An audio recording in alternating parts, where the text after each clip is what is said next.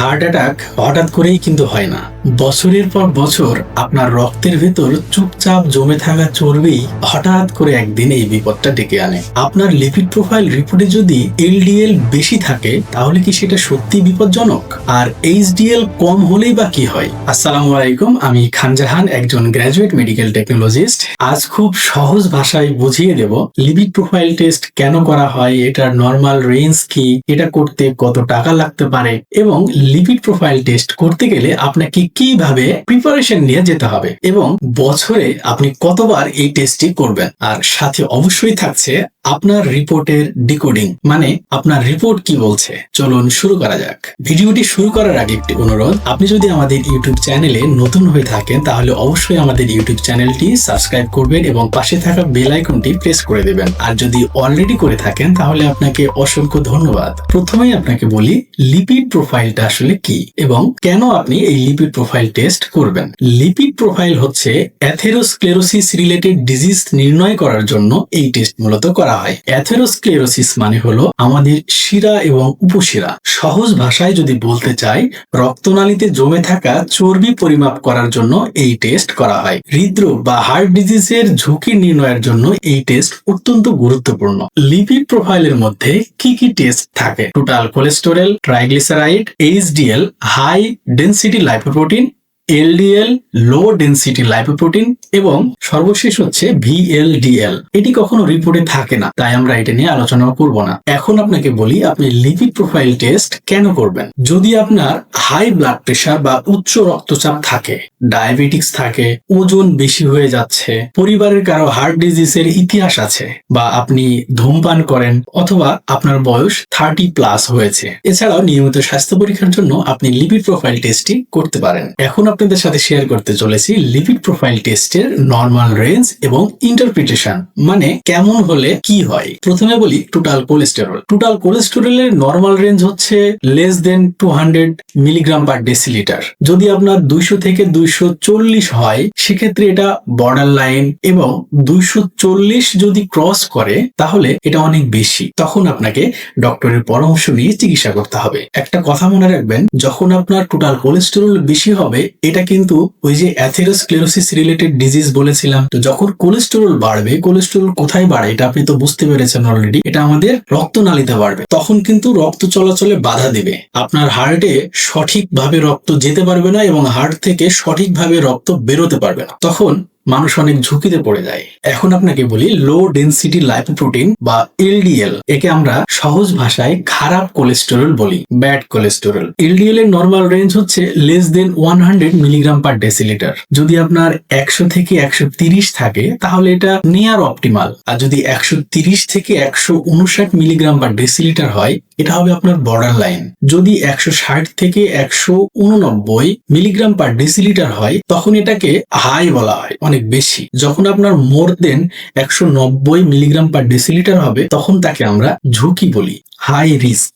LDL যে bad cholesterol, এটা কেন জানেন? এলডিএল ব্যাড কোলেস্টেরল, এটার কারণ হচ্ছে এলডিএল জমে মূলত আমাদের আর্টারিতে। আর্টারি হচ্ছে আমাদের অক্সিজেন রিলেটেড ব্লাড বহন করে, আর সেই আর্টারিতে যদি চর্বি জমে তখন আপনার হার্ট ঠিক মতো কাজ করতে পারবে না এবং আপনার সারা শরীরে রক্তগুলো পৌঁছায় দিতে পারবে না। এই কারণে এলডিএল হচ্ছে ব্যাড কোলেস্টেরল। এলডিএল বেশি মানে আর্টারি ব্লকেজের ঝুঁকি বেশি। এইচডিএল হাই ডেনসিটি লাইপোপ্রোটিন, এই গুড কোলেস্টেরল বলি। এইচডিএল এর নরমাল রেঞ্জ হচ্ছে মেল মোর দেন 40 মিলিগ্রাম পার ডেসিলিটার এবং ফিমেলদের জন্য মোর দেন 50 মিলিগ্রাম পার ডেসিলিটার। এইচডিএল যখন মোর দেন 60 হয় তখন সেটা প্রোটেক্টিভ হয়। এইচডিএল যখন বেশি হয় আর্টারিতে বা রক্তনালীতে এইচডিএল একটি জায়গা দখল করে রাখে যেটা আপনার উপকার করবে। তখন এলডিএলটা সেখানে জমার সুযোগ পায় না, আর যখন এইচডিএল কমে যায় ঠিক ওই জায়গাতে এলডিএলটা বেড়ে যায়। এইচডিএল কম হলেও কিন্তু আপনার হার্ট ডিজিজের ঝুঁকি বাড়ে। Finally triglyceride. ট্রাইগ্লিসারাইডের নর্মাল রেঞ্জ হচ্ছে less than 150 milligram per decilitre. 150 থেকে 199 মিলিগ্রাম পার ডেসিলিটার হলে এটা বর্ডার লাইন। 200 থেকে 499 হলে এটা হাই। যখন মোর দেন 500 হবে এটা ভেরি হাই। আপনার প্যানক্রিয়াস তখন অনেক ঝুঁকিতে থাকবে। এখানে একটা জিনিস মনে রাখতে হবে, এই যে 4টা প্যারামিটার আমি বললাম, টোটাল কোলেস্টেরল, এইচডিএল, এলডিএল এবং ট্রাইগ্লিসারাইড, যে কোনো একটা টেস্ট করে আপনি সিদ্ধান্ত নিতে পারবেন না। 4টি টেস্ট করে ক্লিনিক্যাল সিমটম দেখে তারপরে একটা সিদ্ধান্ত নিতে হবে। যদি আপনার অলরেডি হার্ট ডিজিজ থাকে তাহলে লিপিড প্রোফাইলের যে কোনো একটা টেস্ট দিয়ে ফলো আপ করতে পারে, সেটা কোনো সমস্যা না। এটা ডিপেন্ড করবে আপনার চিকিৎসকের উপর, উনি কিভাবে আপনাকে ফলো আপ করছে। এখন আমি আপনাকে বলবো লিপিড প্রোফাইল আসলে কি দিয়ে টেস্ট করে। লিপিড প্রোফাইল মূলত এটি ব্লাডের একটি টেস্ট। ভেনাস ব্লাড কালেকশন করে এবং ব্লাড থেকে সিরাম আলাদা করে বায়োকেমিস্ট্রি অ্যানালাইজার দিয়ে এই টেস্ট করা হয়। লিপিড প্রোফাইলের মেইন স্যাম্পল হলো সেরাম। ডক্টর আপনাকে লিপিড প্রোফাইল টেস্ট দিয়েছে, আপনি কি প্রিপারেশন নিয়ে এই টেস্টটি করাতে যাবেন, মানে আপনাকে কি কি বিষয় মাথায় রাখতে হবে এই লিপিড প্রোফাইল টেস্ট করার জন্য। প্রথমে আপনাকে মনে রাখতে হবে লিপিড প্রোফাইল টেস্ট আপনাকে করতে হলে মিনিমাম 8 থেকে 12 ঘন্টা না খেয়ে থেকে তারপরে স্যাম্পল দিতে হবে। নাম্বার 2 হলো এই টেস্ট করানোর আগে আপনি অবশ্যই তৈলাক্ত বা চর্বিযুক্ত খাবার খাবেন না, এজ ইউজুয়াল খাবার খাওয়ার চেষ্টা করবেন। নাম্বার 3 হলো মিনিমাম 24 ঘন্টা আগে আপনাকে কোনো রকম অ্যালকোহল বা কোনো নেশা জাতীয় দ্রব্য সেবন করা যাবে না। নাম্বার 5 হলো যদি আপনি কোনো মেডিসিন খেয়ে থাকেন লিপিড প্রোফাইলের জন্য বা পূর্বে যদি আপনার কোনো লিপিড প্রোফাইলের হিস্ট্রি থাকে তাহলে সেটা অবশ্যই ব্লাড কালেকশনের সময় যিনি ব্লাড কালেকশন করবে তার সাথে শেয়ার করবেন। ফাইনালি আপনি যখন একই ল্যাবে বারবার টেস্ট করবেন তখন কিন্তু আপনার রিপোর্ট ফলো আপ করতে সুবিধা হবে। অনেকেই আমাকে প্রশ্ন করেন যে এই টেস্ট করতে কত টাকা লাগে। দেখেন, আসলে কোন টেস্ট করতে কত টাকা লাগে এটা তো আমি জানি, আমি যেখানে যেখানে সার্ভিস দিয়েছি সেখানে আমি জানি যে এই ল্যাবে এত টাকা লাগে, এই ল্যাবে এত টাকা লাগে, কিন্তু আপনি কোন ল্যাবে টেস্ট করবেন এটা আমি তো বলতে পারবো না। সবচাইতে ভালো হয় যে আপনি যেখান থেকে টেস্ট করবেন ঠিক সেইখানে যদি আপনি খোঁজ নেন যে এই টেস্ট কত টাকা, তখন ওইখান থেকে আপনাকে সঠিক অ্যামাউন্টটা বলতে পারবে। তারপরেও আজ আমি আপনাকে এই লিপিড প্রোফাইল করার জন্য আনুমানিক একটা খরচ বলবো। 400 থেকে 800 টাকা এরকম লাগতে পারে লিপিড প্রোফাইল টেস্ট করতে সরকারি কোনো ডায়াগনস্টিক বা হসপিটালে, এবং প্রাইভেট হসপিটালগুলোতে 800 থেকে 2000 টাকা এর মধ্যে আপনার খরচ হবে। সেটা ল্যাব ভেদে ডিপেন্ড করবে, কোন জায়গায় 1200, কোন জায়গায় 1500, কোন জায়গায় 2000। আশা করি বিষয়টা বুঝতে পেরেছেন। বছরে আপনি কতবার এই লিপিড প্রোফাইল টেস্ট করা উচিত?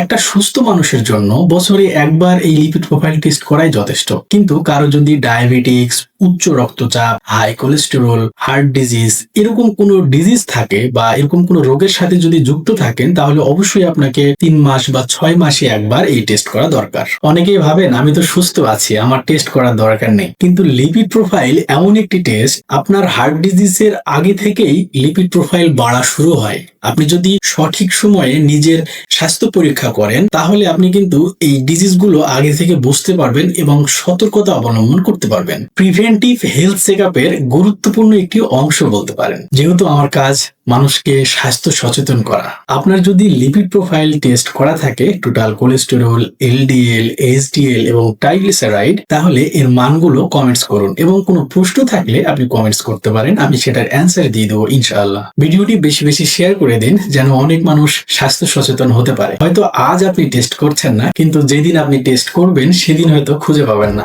তাই ভিডিওটি সেভ করে রাখুন, কোনো এক সময় আপনার কাজে লাগবে। দেখা হবে পরবর্তী কোনো ভিডিওতে। সে পর্যন্ত সবাই ভালো থাকুন, সুস্থ থাকুন। আপনার সুস্বাস্থ্য কামনা করছি। আল্লাহ হাফেজ।